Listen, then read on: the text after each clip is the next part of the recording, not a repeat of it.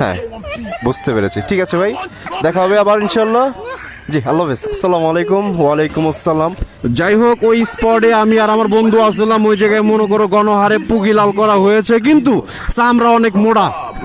ওই জায়গায় কয় আছি তো মনে করো চামড়া অনেক মোটা গন্ডারের। তো ওইগুলো মনে করো আবারও কালকে বসা যাবে এই জায়গায় আগারগাঁওকে কেকের গাঁও বানানোর জন্য। বুঝতে পারছো? এই হচ্ছে বিষয়, এই হচ্ছে কথা, এই হচ্ছে লাস্ট আপডেট।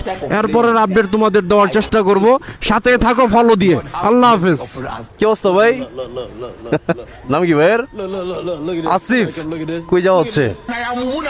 আচ্ছা আচ্ছা, কেক খেতে আসছিলেন নাকি দেখতে?